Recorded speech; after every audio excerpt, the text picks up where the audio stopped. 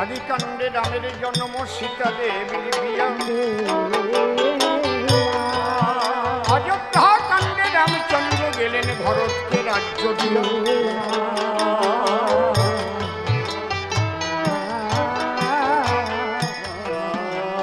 অরণ্যকাণ্ডে রামের সীতা করিল দশানন।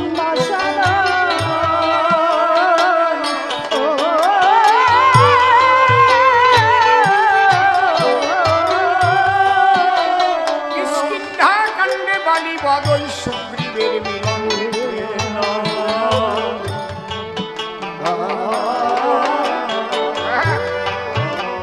সুন্দরাকাণ্ডে সেতু বন্ধন, রাম সাগর হলেন পার। লঙ্কা কাণ্ডে রাবণ রাজার সবংশে সংহার।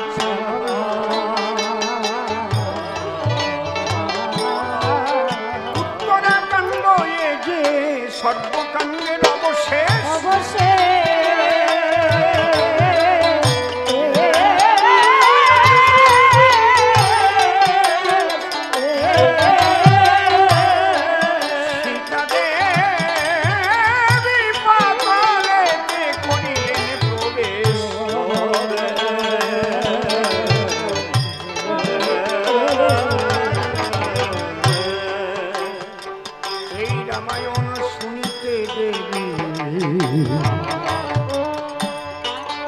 দেবীর মনে হলো আস, তাই এই রামায়ণ বঙ্গানুবাদ করেছিলেন দ্বিজ কৃত্তিবাস।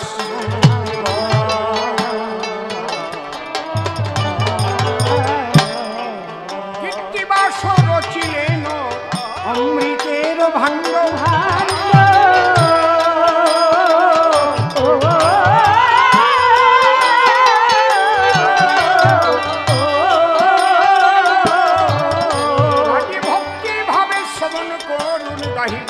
উত্তরাকাণ্ড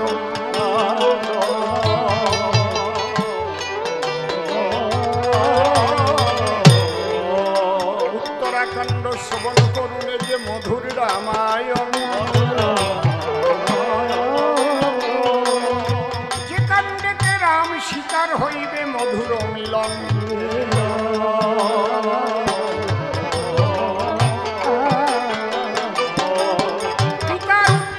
রামচন্দ্র দেবেন জ্ঞাতি ভজন।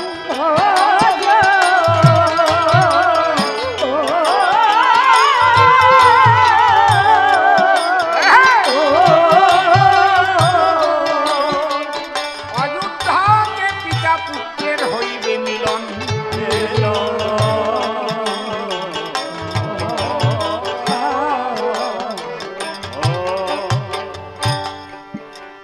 রামচন্দ্র পিতৃসত্য পালনের জন্য লক্ষ্মণ এবং সীতাকে সঙ্গে করে যখন পঞ্চবটী বনে ছিলেন, সেই পঞ্চবটী বন থেকে রাবণ করেছিল সীতাহরণ। সেই সীতাকে উদ্ধার করবার তরে শ্রীরামচন্দ্র ভল্লুক বানর সঙ্গে করে গিয়ে লঙ্কাপুরে রাবণ বংশ ধ্বংস করে সীতা উদ্ধার করেছিলেন রাম রাজীব লোচন। বেহালাটা একটু বাড়িয়ে দাও তো, সাউন্ডটা, ভলিউমটা।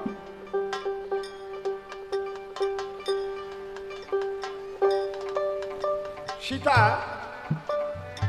যদিও সীতা উদ্ধার করে রামচন্দ্র অযোধ্যাপুরে ফিরে এসেছিলেন, ভাগ্যের পরিহাস সীতার আবার হয়েছিল বনবাস। এর পিছনে প্রচুর ইতিহাস আছে।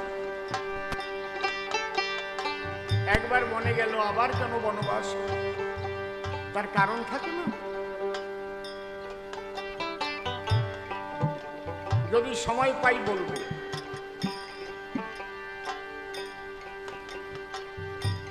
সীতাকে বনবাসে নিয়ে কুলগুরু বশিষ্ঠের আদেশে রামচন্দ্র অশ্বমেধ যজ্ঞের আয়োজন করেছিলেন।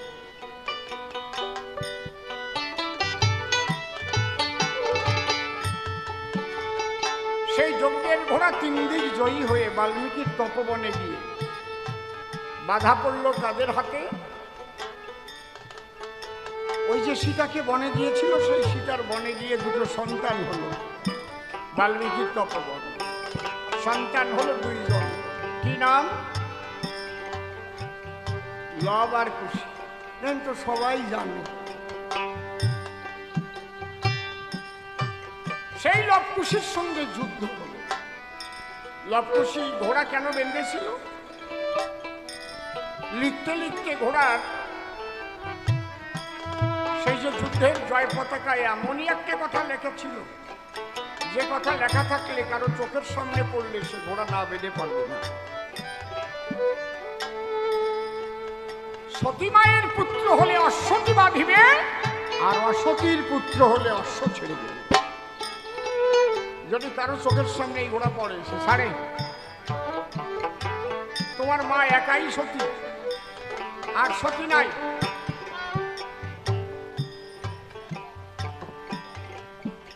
যে কারণে তপবনে হয়েছিল পিতা পুত্র রণ।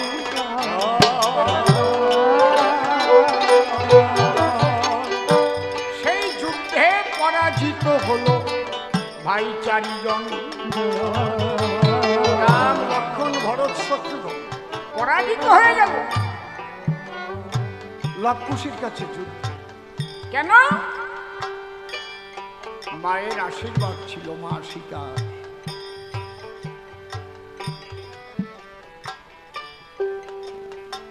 মাতৃশক্তি এত বড় শক্তি, যেখানে ভগবানও হার মেনে যায়।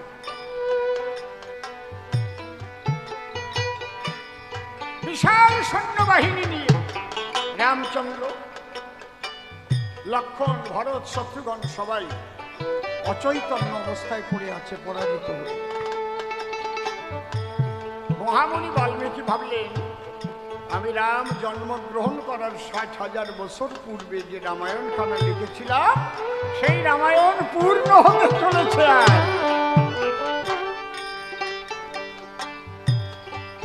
যেটুকু বাকি আছে সেই লীলাটুকু এবার হবে। মহামুনি বাল্মীকি যুদ্ধক্ষেত্রে গেল।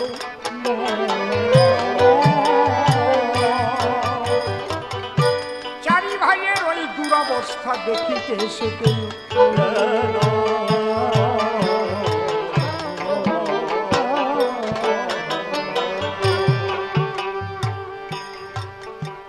মহামুনি বাল্মীকি কি করলেন? তার সারা জীবনের যে সাধন লব্ধ ফল, তার কৌমণ্ডলের মধ্যে যে সিদ্ধ জল, ওই জল ছিটিয়ে দিল সবাই। একটা মানুষের যেমন ঘুম থেকে ঘুম ভাঙে, সবাই ঘুম ভেঙে দিল। এই লাগে না কেন? কি করছিস? বুঝিস না? হাতের দিকে লক্ষ্য রাখিস না কেন? হ্যাঁ, আমার বলতে হয় না যেন।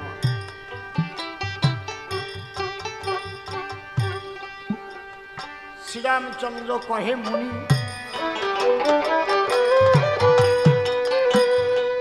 প্রণাম করিদান।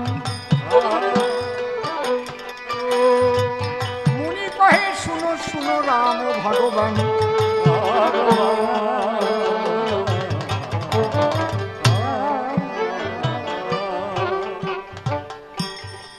এবে তুমি অযোধ্যাতে করো গমন, তোমার অসম্পূর্ণ যজ্ঞ তুমি করো সম্পন্ন। যাও। রাম বললেন, মুনি ঠাকুর, আপনি আমাদের সঙ্গে চলুন, তাহলে আনন্দটা আরো ভালো। মুনি বলছে, আমি যাব, তোমার নিমন্ত্রণ গ্রহণ করলাম, তবে আজকে আমি খালি হাতে যাব না। আজ একটা অমৃত মহোৎসবের দিন, আমি এমন জিনিস নিয়ে যাব অযোধ্যাবাসী কেউ এখনো দেখেনি। আমি এমন জিনিস শোনাবো অযোধ্যাবাসী কেউ শুনি।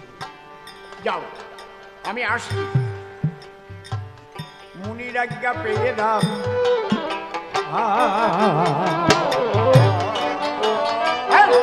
করিল গমন, শাসনে অযোধ্যাকে দিল দর্শন।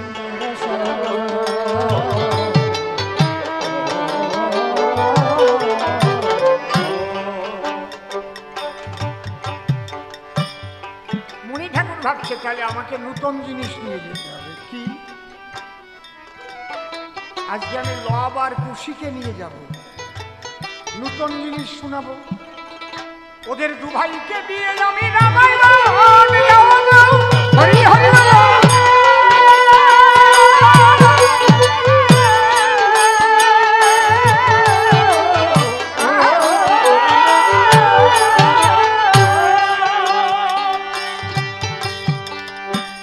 যা দেখেনি অযোধ্যাবাসী, যা শুনেনি অযোধ্যাবাসী,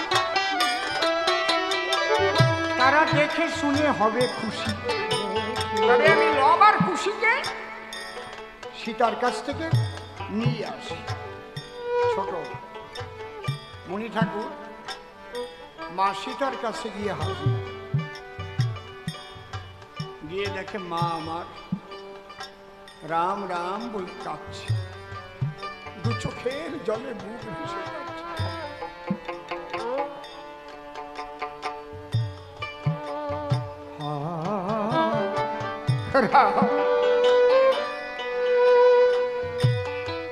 দীনবন্ধু রাম রাম রাম,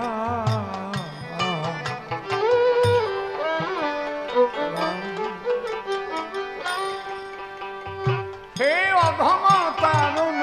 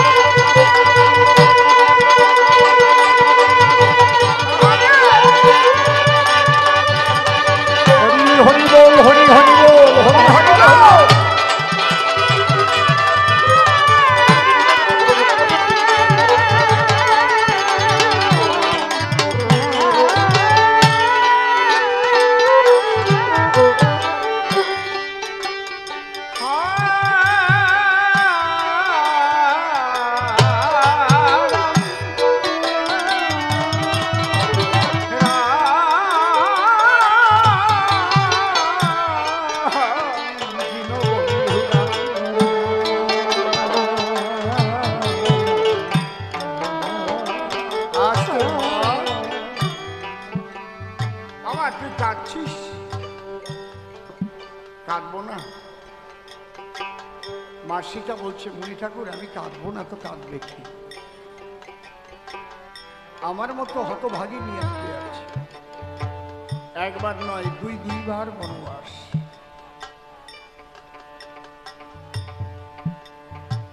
মুনি ঠাকুর আমি কাঁদবো না তো কে কাঁদবে? মুনি ঠাকুর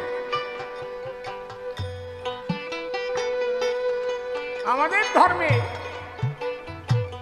স্বামী বেঁচে থাকলে স্ত্রী হয় সধবা, স্বামী মারা গেলে স্ত্রীকে কি বলে? বিধবা। মুনি ঠাকুর আপনি কি জানেন অধবা কাকে বলে? অধবা সধবা আর বিধবা তো আপনারা শুনেছেন, অধবা কাকে বলে জানেন কি? জানেন? চির পরবাসে থাকে যে বা নারীর প্রতি, সে নারী অধবা বটে তার বড় দুর্গতি।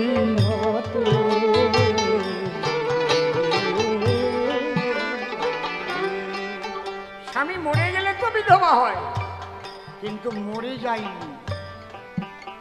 স্বামী বেঁচে আছে কিন্তু স্ত্রী একাকিনী বনবাসে কালাতিপাত করছে। মুনি ঠাকুর, এই যে কি বেদনা তুমি তা জানো না? মুনি ঠাকুর বলছে, মা কাঁদিস না মা, যদি আমার একটা কথা শুনিস তাহলে তোর যত ব্যথা বেদনা আমি মুছে দেবো। যা। কি কথা?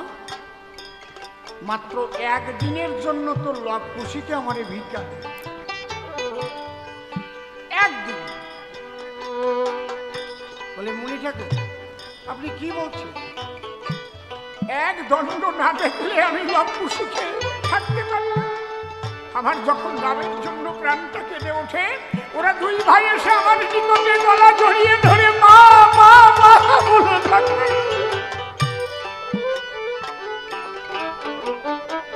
একে তোরা মহারাজ জ্বালায় আমার বুকে, আমি দুঃখ নিবারণ করি আমার লব খুশিকে বুকে রেখে। আমি একটা দিন একটা রাত কি করে থাকি?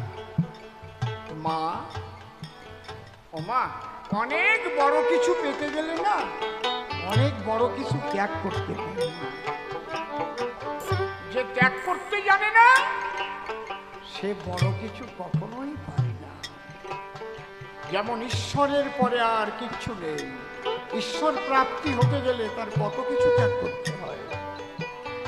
মায়া, মমতা, বিষয়, সম্পত্তি, লোভ, লালসা, কাম, ক্রোধ সমস্ত কিছুকে বিসর্জন দিয়ে গোবিন্দ বলে ডাকতে হয়।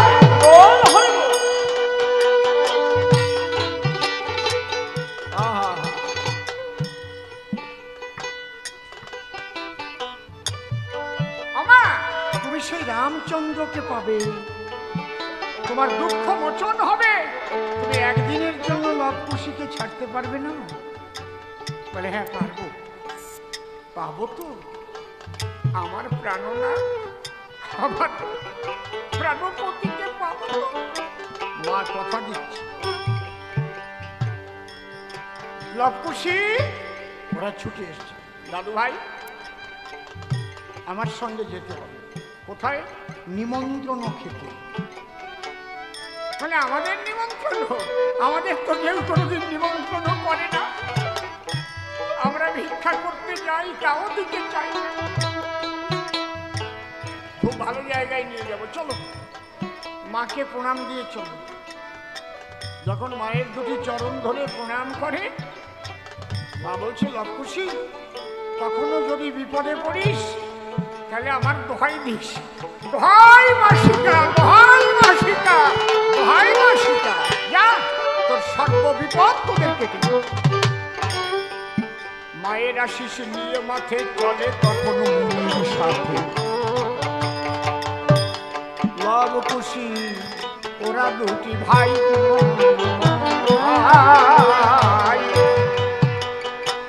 মুনিবর নিয়ে সঙ্গে চলে তখন প্রেম তরঙ্গে।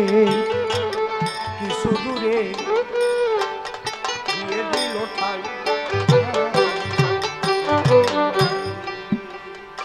কিছু দূরে যবে গেল মুনি তখন ডেকে বলল,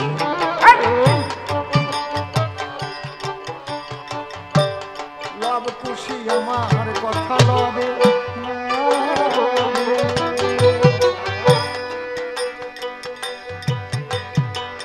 যে জিনিস তোমাদের নাই চেনা তার নাম বিনা, বিনা বাজালে রামায়ণ গাবে। লব খুশি বলে তাই, লব খুশি বলে তাই রামায়ণ জানা নাই, বিনা প্রভু করিনি দর্শন।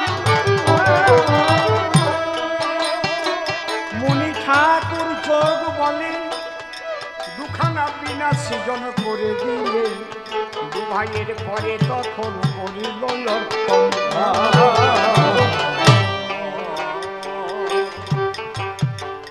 নূতন যন্ত্র পেয়ে হাতে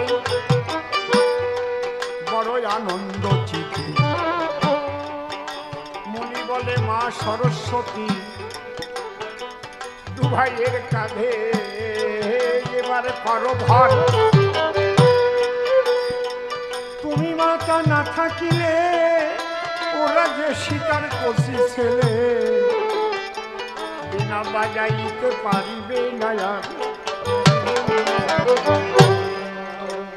যন্ত্র যদি পড়ে থাকে লক্ষ জনার মাঝে,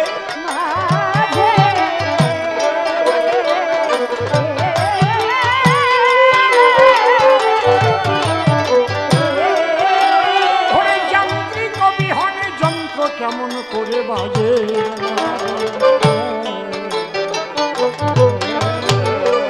মা সরস্বতী দু ভাইয়ের স্কন্ধে জবে ভর করিল, বিরাখানা হাতে নিয়ে অমনি টান দিল। মুনি ঠাকুর বলছে, এ ভাই তোরা নাকি বাজাতে পারিস না? ও কত দূরে বাজারে বিনা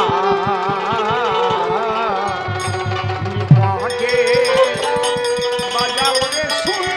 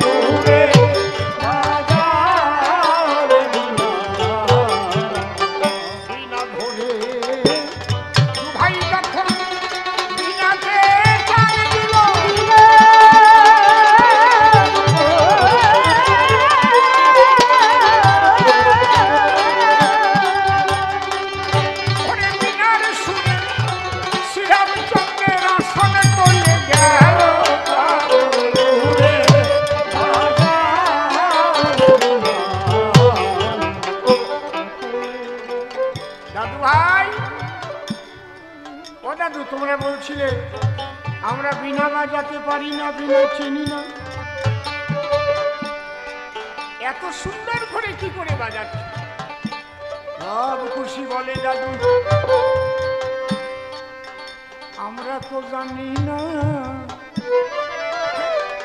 কে যেন আমাদের হাতে বাজায় মধুর বিনা।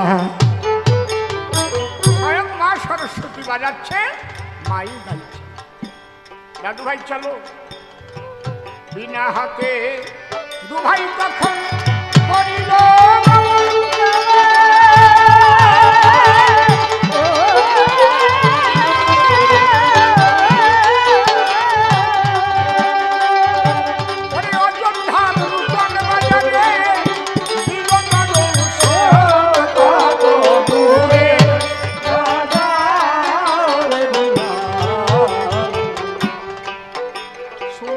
বাজার মিলেছে অযোধ্যায়।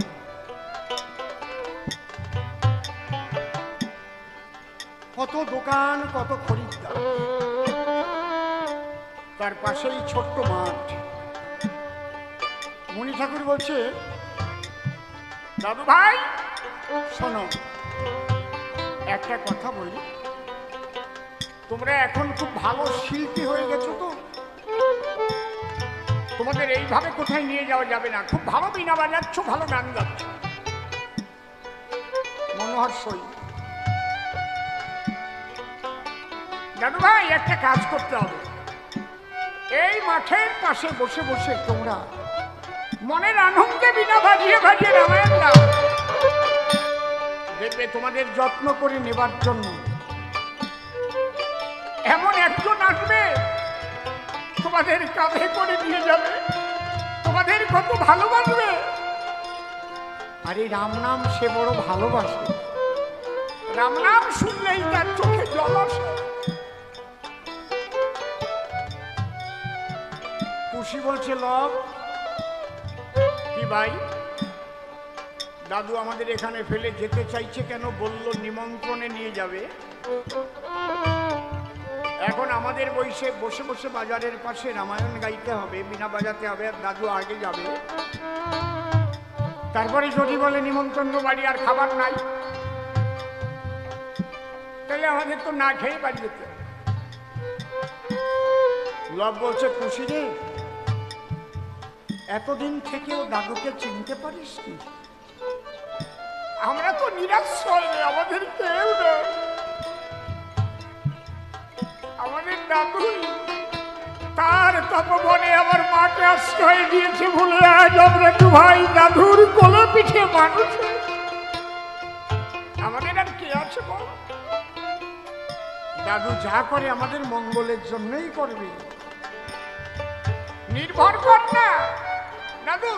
আমরা বিনা বাজিয়ে বাজিয়ে রামায়ণ গাইছি, তুমি যাও, তুমি যাও। মহামুনি ধীরে ধীরে করিল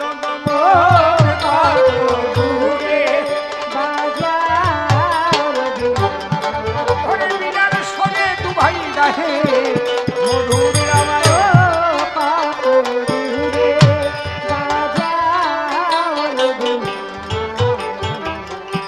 নাচিয়া নাচিয়া দু ভাই গাইছে রামায়ণ।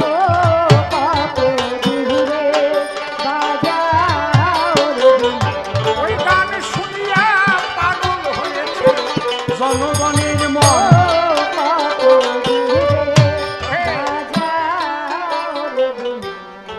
এ ভাই, আরে কোথার থেকে দুটো ভালো দেখ দেখ দেখ, বাজারের পাশে কত সুন্দর করে বিনা বাজিয়ে গান গায়। একজন দুইজন করে যেতে যেতে কয়েকশো মানুষ তারা লবকুশিকে ঘিরে ফেলেছে। দোকানপাট খালি হয়ে গেছে, সমস্ত মানুষ দাঁড়িয়ে আছে। একই মধুর গান, একই মধুর বাজনা, আমরা তো কেউ কোনোদিন শুনি। এই যে মধু মাখা রাম নাম,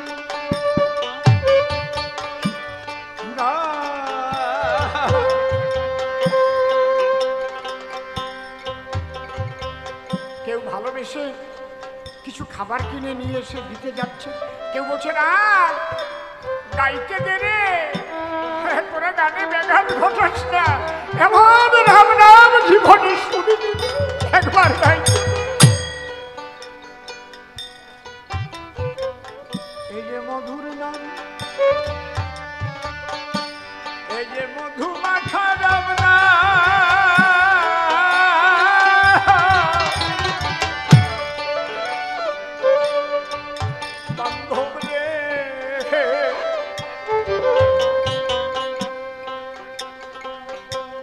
সব মানুষ সমস্ত বাড়ি ঘরের চিন্তা ভুলে গেছে, সবাই মনের আনন্দে লবকুশির মুখে রাম নাম শুনছে। এদিকে মহামুনি বাল্মীকি দুই ভাইকে ওখানে রাখি শ্রীরামচন্দ্রের সভায় গিয়ে উপস্থিত। আসুন আসুন মণি ঠাকুর, আপনার জন্যই তো আমরা পর্যায়ে বসে আছি, ভক্তগণ ঘিরে আছে, রামচন্দ্র সিংহাসনে বসে আছে। আসুন, মুনির জন্য সিংহাসন রাখা আছে। মুনি ঠাকুর সভা মধ্যে দণ্ডায়মান হয়ে সবাইকে প্রণাম অর্পণ করে বলছে, সকলের শুভ হোক, ঈশ্বরের কাছে প্রার্থনা করি। তবে ভগবান শ্রীরামচন্দ্রের কাছে আমার একটা নিবেদন আছে। কি নিবেদন? নিবেদনটাই যে কারণে অযোধ্যা ভুবনে এই অশ্বমেধ যজ্ঞের আয়োজন, শোনো ভক্তগণ, সবাই শোনো, অযোধ্যাবাসী, সমস্ত যাগ যজ্ঞের ঊর্ধ্বে মধুর রাম নাম, মধুর রাম নামের ধ্বনি যে স্থানেতে হয়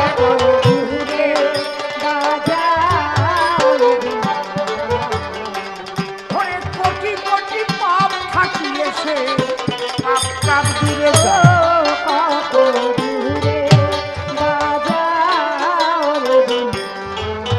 তাই রামচন্দ্র আমার একটা নিবেদন, এখানে যজ্ঞের কার্য সমাপন হওয়ার পূর্বে একটু রাম নামের ব্যবস্থা করা।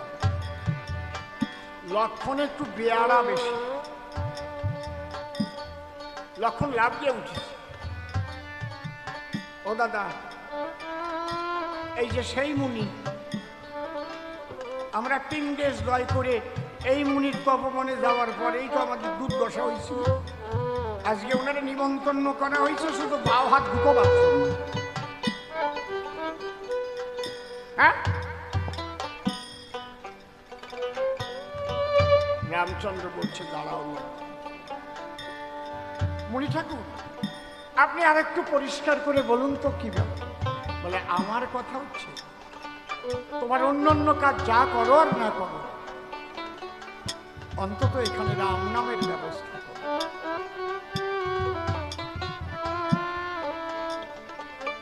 লক্ষণ বলছে আবার সেই ব্যাঘাত।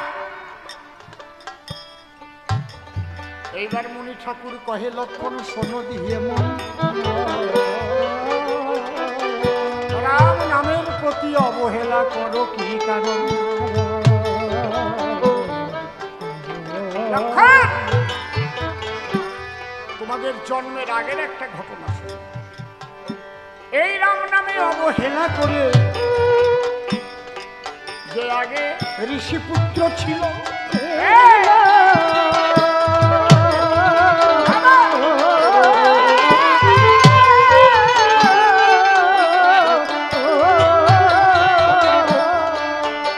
সেই ঋষিপুত্র নিয়ে পাপের সূত্র চণ্ডাল কুলে জন্মিল।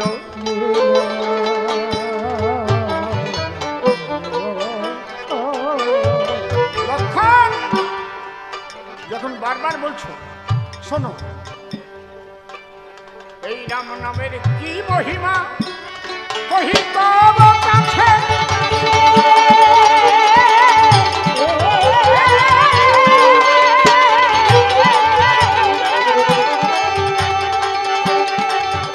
সেই পূর্বের ইতিহাস সবার জানা আছে।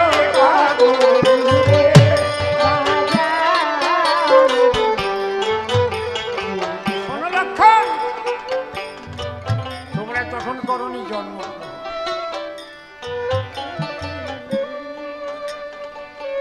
তোমার বাবা অযোধ্যার রাজা দশরথ। আমার কথা বলো না, একবার অযোধ্যাতে হলো শনির দৃষ্টি,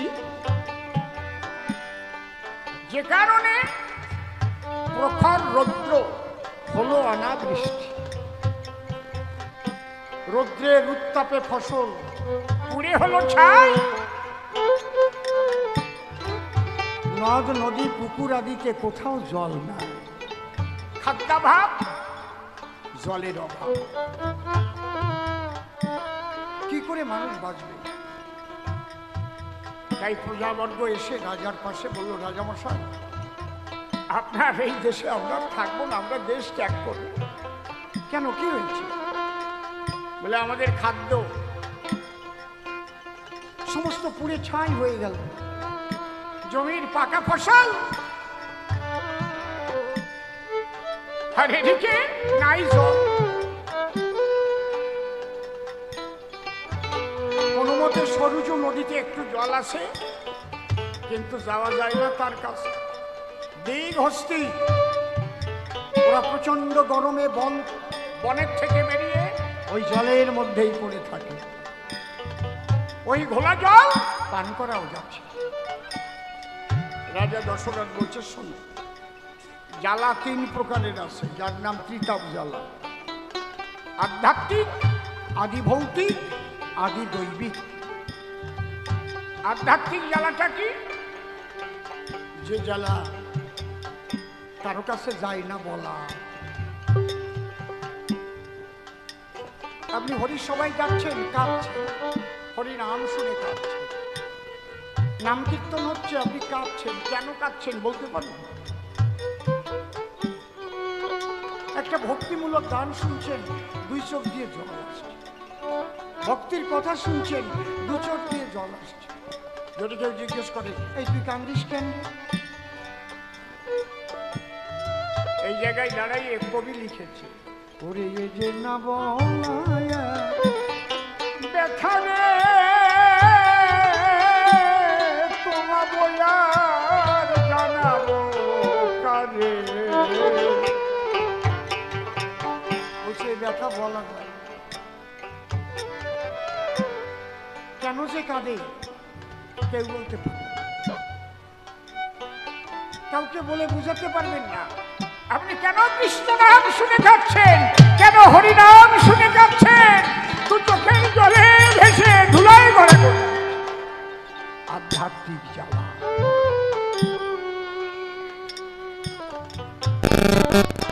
গভীর রাত্রিতে একা একা, কেউ নাই, সব মহাশূন্যের দিকে তাকিয়ে কি যেন মনে হলো, তাই তো আমার বাবা, আমার মা, আমার ঠাকুরমা, আমার ঠাকুর দাদা, তার মা বাবা একদিন এসেছিল, আমিও তো চলে যাব, ওই ঘর বাড়ি তো পড়েই থাকবে, কেন এসেছিলাম, তার হিসাবে এসেছিলাম, হঠাৎ একা একা চোখের জলে আমার গোপন মনে কথা রে, বড় ব্যথিত প্রাণে ব্যথা রে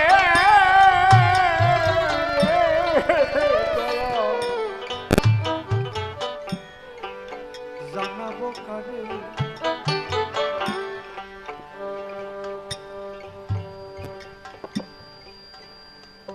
একা একা বসে বসে আমার গোপন মনের কথা রে,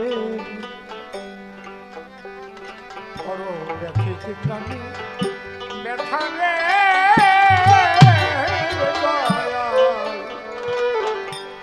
আমি কার কাছে জানাবো, কবে বেদনা মাখা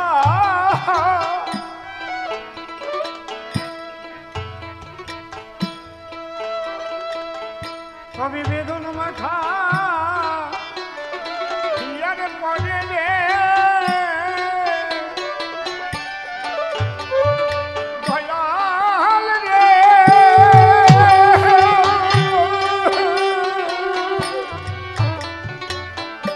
কবে বেদনা মাখা হিয়ারে পড়ে রে, ওই আমি তোমাকে বসাবো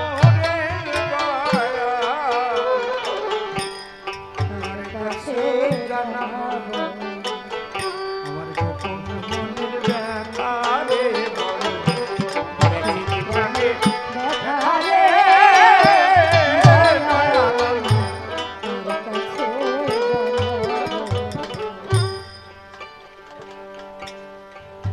চিনতে কাউকে নাই কবাকি সংসারে দিয়ে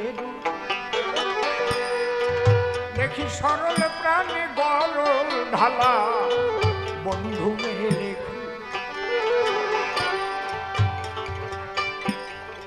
ও দয়াল রে,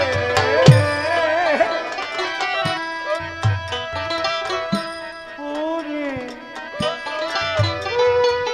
ও দয়াল রে। রাজা দশরথ বলছে, শোনো তোমরা আমার প্রজা, এই আধ্যাত্মিক একটা জ্বালা আছে ভিতরে, আর আদি দৈবিক আর আদি ভৌতিক। আদি দৈবিক জ্বালা কি, দৈব থেকে যে জ্বালাগুলো আসে, দৈব দুর্বিপাক, অতিবৃষ্টি, অনাবৃষ্টি, ঝড় ঝন্ডা, শিলাবৃষ্টি, বন্যা, এগুলো কারো হাত নাই। পাকা ধান শিল পড়ে শেষ হয়ে গেল, কার নামে কেস করবো? আগুন ধরে ঘর বাড়ি পুড়ে গেল, আগুনের নামে কেস করল।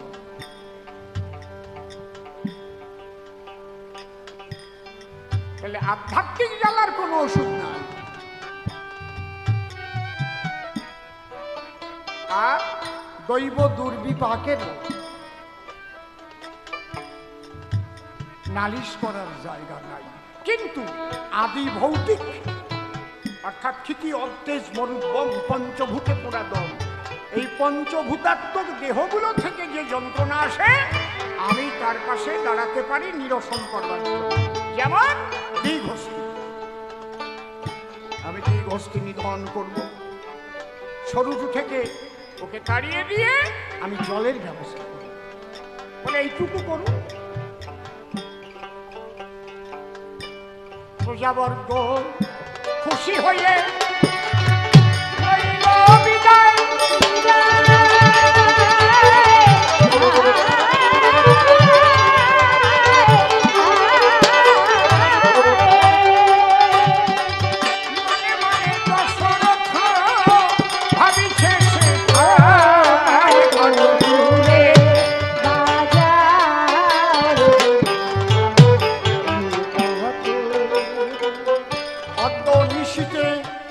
শব্দভেদী বাণ নিয়ে হাতে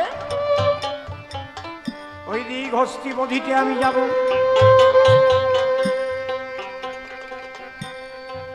শব্দভেদী বাণ ঠিক যার দ্বারা শব্দ হবে ওই বাণ গিয়ে তাকেই বিদ্ধ করবে। রাজা দশরথ গভীর রাত্রিতে বাণ নিয়ে হাতে বৃক্ষের আবডালে বসে, দ্বিঘষ্টি যখন আসবে ওই জল যখন পান করবে শব্দ হবে, সেই শব্দ লক্ষ্য করে বাণ নিক্ষেপ করলে দ্বিঘষ্টি নিধন হবে।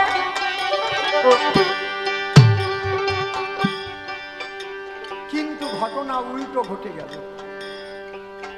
সরোজের পার্শ্বে ছিল শিফলের বন, সেই বনে বসবাস করত মানুষ তিনজন। অন্ধমুনি আর তার স্ত্রী অন্ধা, ছিল একটি ছেলে সিন্ধু, তাহার নাম। গভীর রাত্রিকালে পিতা যখন ডেকে কহে, আদরের সন্তান আমি জল পিপাসায় মরি, জলে জল একটু আন।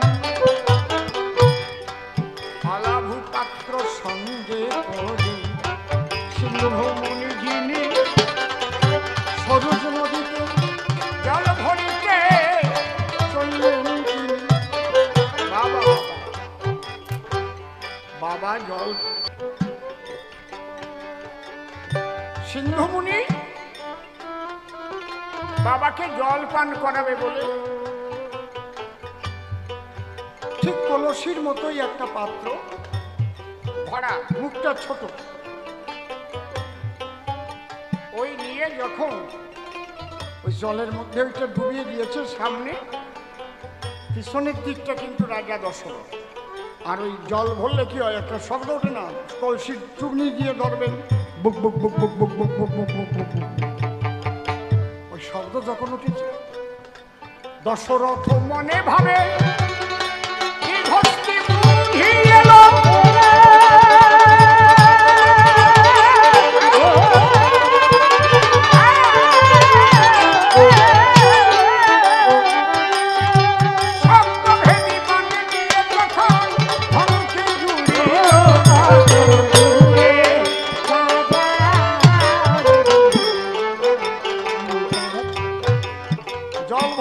সামনে জলের পাত্র,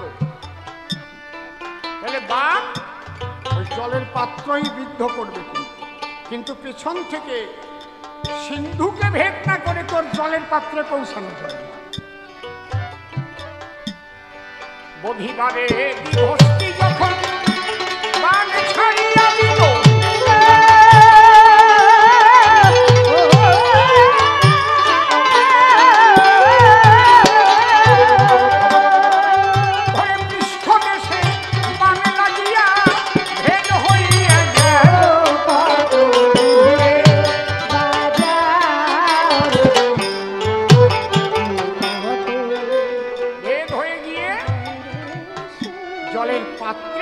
বানবিদ্ধ হয়েছে, অর্থাৎ দেহ আর জলের পাত্র বানে গেঁথে গেছে। চিৎকার করেছে সে, বাঁচাও! একই কার সন্তান চিৎকার করে, বানা ঘাটে পড়ে দশরথ দেখবার পরে চলল নদীর পাড়ে, গিয়ে দেখে সিন্ধুমুনি বানা ঘাটে প্রপাত ধরনে পৃষ্ঠে বাতেন কোটলি জল কাঁদছে। বানা ঘাটে পড়ে কাঁদছে আর বলছে, দারুণ বিধিত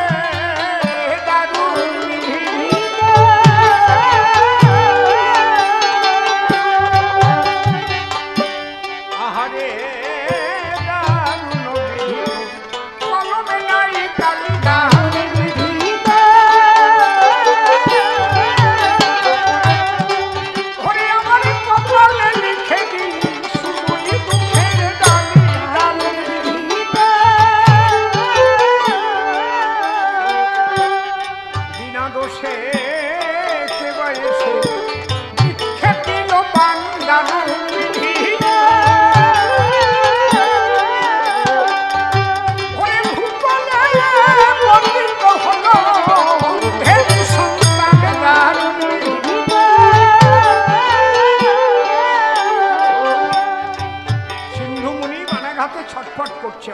রাজা দশরথ গিয়ে বলছে, কে তুমি? কে ভালো? বলে, আমি সিন্ধু। তুমি কে? ও রাজা, মৃত্যু কালে এলে যবে রাজা আমার কথা নিও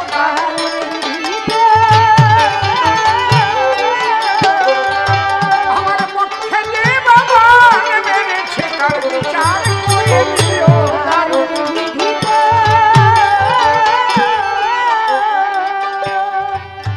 রাজা দশরথ বলছে, বাবা রে, আমি তো তোকে মারবার জন্য আসি, আমি অযোধ্যার পূজাগণে পানীয় জলের অভাব মেটাবার জন্য এসেছিলাম দীঘস্থি নিধন করতে। শব্দ শুনে শব্দ বেদি ছেড়েছিলাম পান্ডা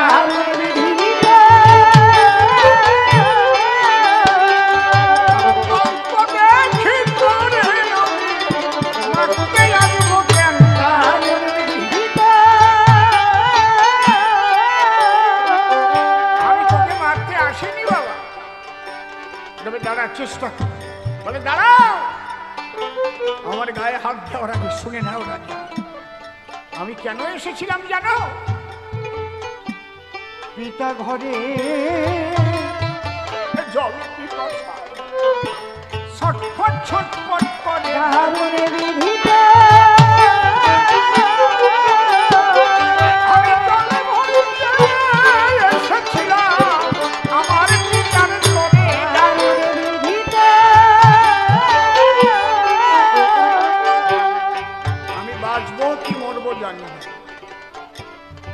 তবে যদি আমি মরে যাই তোমার কাছে একটা নিবেদন রেখে।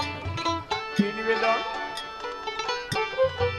অন্তত আমার মৃত্যুর পরে এই জলের পাত্রটা দিয়ে আমার বাবার হাতে দিও, সে যেন একটু জল পান করে অন্তত জীবন ধারণ করতে পারে। দশরথ রাজা কি বান ধরিয়া রাজা যখন বানে দিল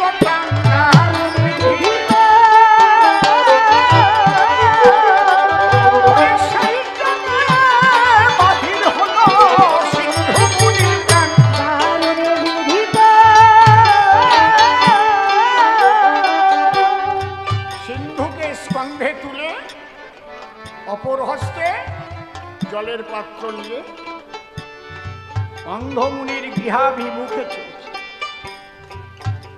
অন্ধমুনি পথপানে তাকিয়ে আছে, কখন আসবে। হঠাৎ পায়ের শব্দ শুনছে, ওই তো আমার সিন্ধু এসেছে, আমাকে জল দেবার জন্য এসেছে। ওরে বাপ ধনে দেবা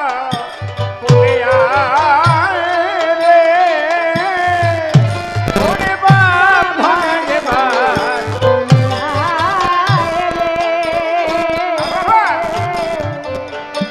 তোর মাও অন্ধা, আমি অন্ধ, আমাদের দুজনের দুটি চোখ বন্ধ। রে বাবাই আমাকে জল। মুনি তো জানে না যে আমার ছেলে বেঁচে নেই। রাজা দশরথ জলের পাত্র নিয়ে হবে,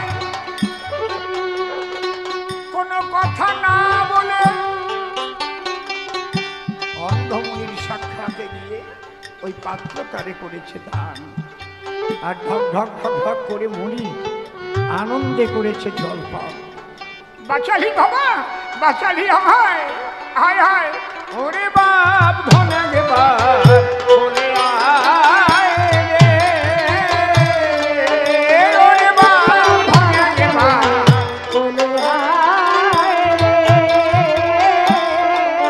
আয় রে আয় রে আয় রে সিন্ধু, আয় রে আমার কোলে বাপ ধনে দেবা।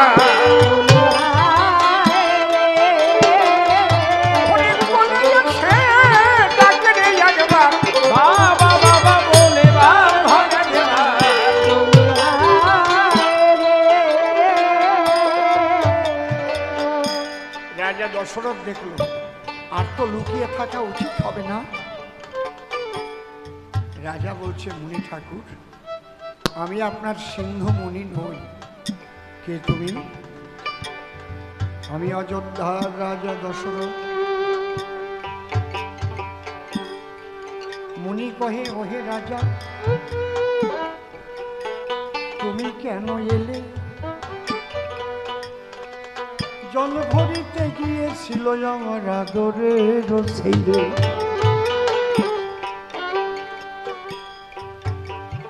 তুমি কেন এসে রাজা কাউন্টার বাজা, তুমি জল করিলে দান, বলো বলো কোথায় আমার কোলেরই সন্তান।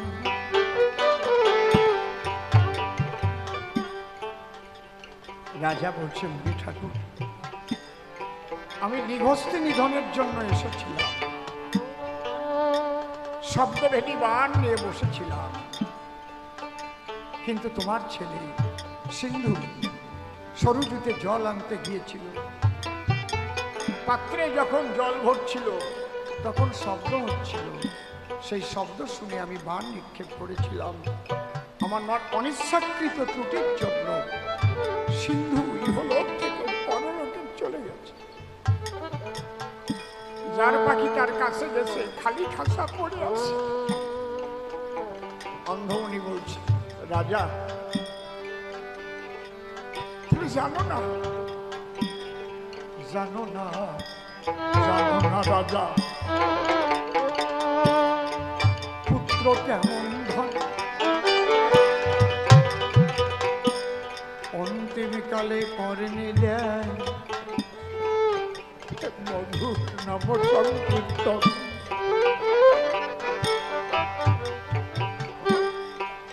সেই পুত্রকে হারাইলাম। রাজা, আজি তোমার তরে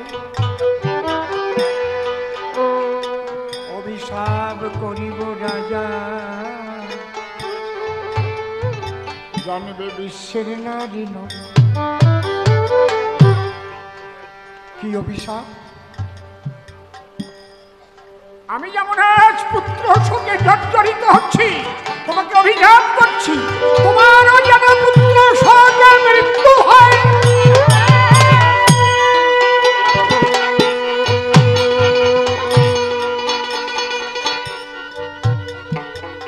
মুনি ঠাকুর এমন একটা অভিশাপ আমাকে করলেন, যে অভিশাপ কোনোদিন পূর্ণ হবে না।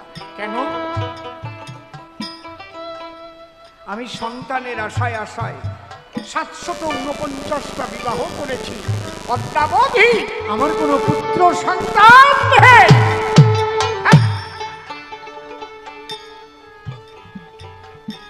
যার পুত্র সন্তান না থাকে তার পুত্র শোকে মৃত্যু হয় কেমন? ও পুত্র নাই বুঝি? তবে মুনি ঋষির বাক্য প্রভু না হবে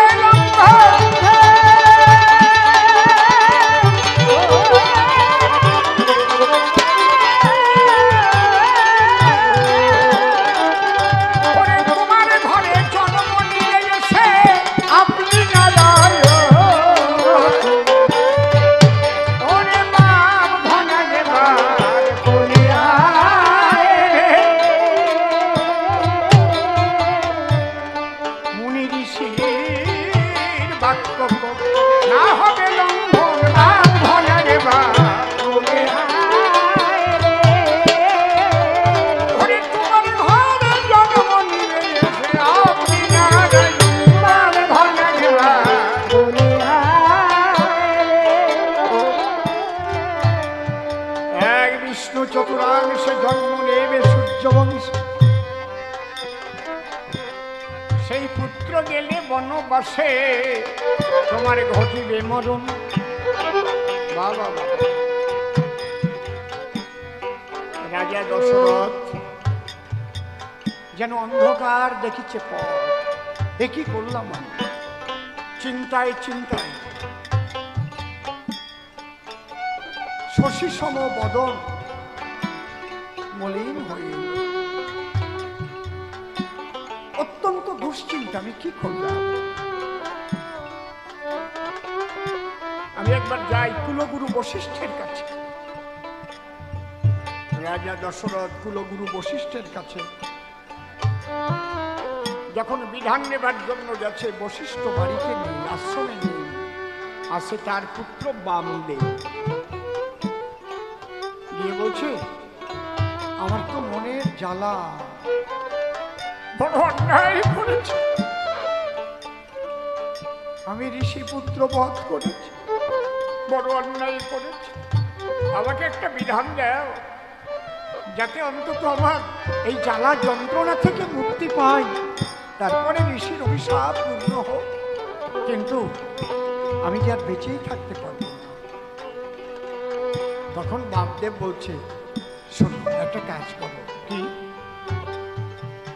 তুমি একবার বলো, একবার বলো, বলো জয় শ্রীরাম, বলো জয় শ্রীরাম, বলো জয় শ্রীরাম।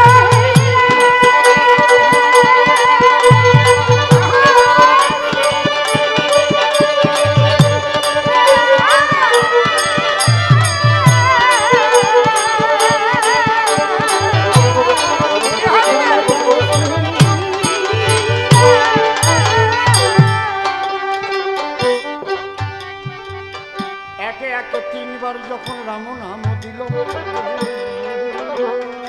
জ্ঞানে ছিল বশিষ্ঠ, তার ধ্যান ভাঙিয়া গেল। ছুটে এসে বশিষ্ঠ দেখে বলে, তাই কি করেছিস? বলে, বাবা রাম নাম দিয়েছি। কয়বার? 3 বার। বলে, করেছিস অন্যায়। একবার রাম নাম নিলে যত পাপ হরে, তত পীর সাধ্য নাই তত পাপ করে। তুই ঋষি পুত্র হয়ে অবজ্ঞা ভরে 3 বার নাম দিলে কিসের করে? বলে, বাবা না না না না, আমি অবজ্ঞা করিনি, একবারে যাই কি না যায় তাই 3 বার দিলাম। এই যে যে তুই সন্দেহ করেছিস, এর জন্যই ব্রাহ্মণ কুল থেকে তোর চণ্ডাল কুলে গিয়ে জন্ম হবে।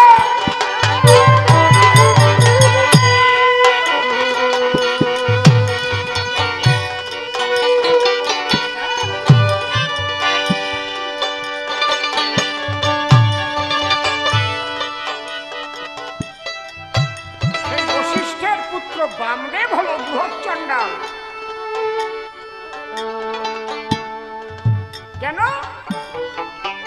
রাম নামে একটু সন্দেহ করেছিল তার। এমন মধুর রাম নাম ভাই রে